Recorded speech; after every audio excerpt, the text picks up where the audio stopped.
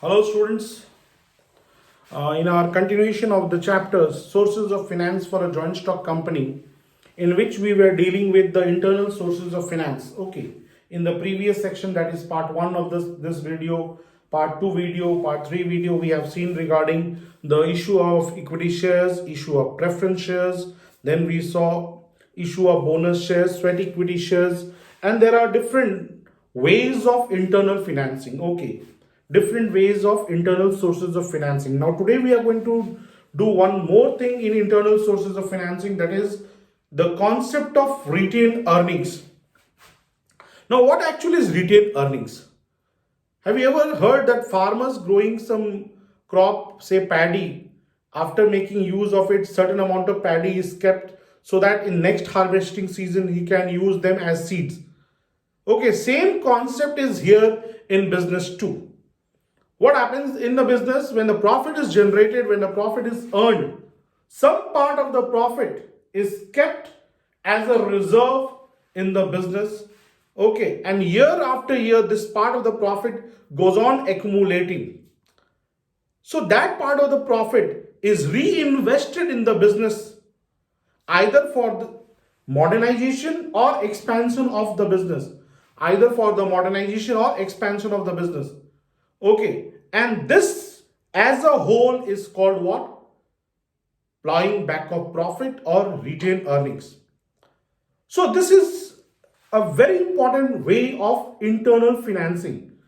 Rather than depending upon the external sources, the business uses its own accumulated part of the profit for the modernization of the business, for the expansion of the business, and this is called what?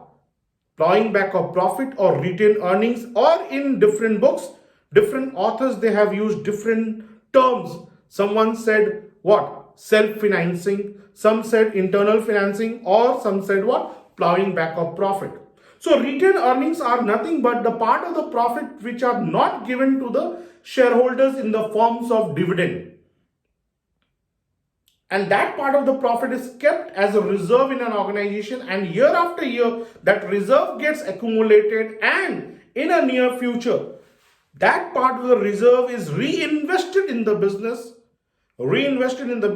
and this is what we call the plowing back of profit or retained earnings. So retained earnings have the following features. See, unlike other sources of financing, the use of retained earning helps avoid any kind of flotation cost. Any kind of flotation cost is avoided. It does not require to fulfill any kind of legal formalities. Okay, only a resolution is to be passed in an annual general meeting of the company that they are going to utilize the retained earnings for the further expansion of the business or further modernization of the business. And it is of general belief that retained earning have no cost to the companies. That means financing from retained earning involves no cost. No cost. No need of issuing any prospectus. No need of giving any public notices. Okay, the cost minimization is there.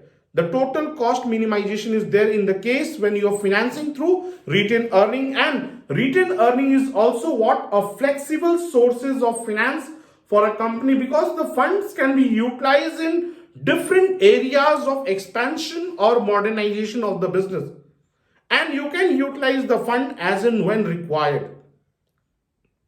So from the features itself, you get certain merits of retained earnings. The first and foremost merits of retained earning is what? Cost effectiveness, or less involvement of costs via financing through retained earnings. Apart from this, retained earning is most suitable for the business which is thinking of expansion, for the business which is thinking of modernization. Okay, there you don't have to depend on the outside sources of finance. There you don't have to depend on issuing of shares. There you don't have to depend on issuing of debentures. Instantly you can make use of the funds which have been accumulated year after year in the forms of reserves in the organization. And retained earning, one more advantage is what? Flexibility in nature. That means you can make use of retained earnings as per your requirement, and when you require, at that time you can make use of your retained earnings. And apart from this, shareholders, in times of depression, the business is going down, the profit is less, and where the shareholders are expecting what? The regular flow of dividend. In that case also, retained earnings can be utilized in paying the dividend to the shareholders, and the shareholders get the advantages in this case. Why? Because the flow of dividend is not affected. Apart from this, one more advantage is that plowing back of profit strengthens the financial position of the business, because business has enough fund to be utilized in the near future, or business has enough funds so that in the period of depression those funds can be utilized by the company.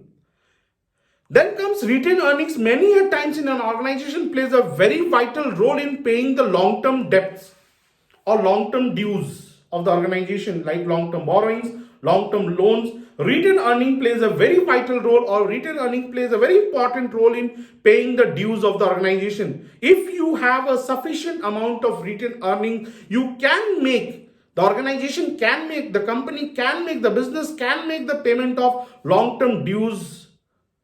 Then comes, and most important benefit of retained earning is the ability to reinvest in the business for growth. That means you can reinvest the retained earning in the business. This is the most advantageous part of the retained earnings. So we cannot say that retained earning only has some merits. There are drawbacks, there are demerits of retained earnings too. Now, many a times the shareholders are unaware of the fact that the board of directors are utilizing the retained earning in a most improper way. Manipulations are there, misallocations are there. You cannot deny this fact. Then many a times it is seen that the company follows a conservative dividend policies, where the huge amount of retained earning gets accumulated and the shareholders, they don't get the required amount of dividend which they are supposed to get. And this leads to what? Lowering the rate of dividend to the shareholders. That means the rate of dividend to the shareholders goes down.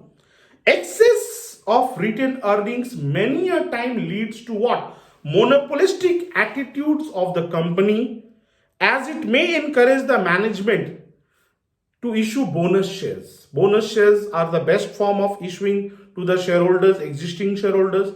So retained earnings at the discretion of the management can be used in issuing what? The bonus share. Rather than expansion, you will issue more bonus shares in a very proportionate manner.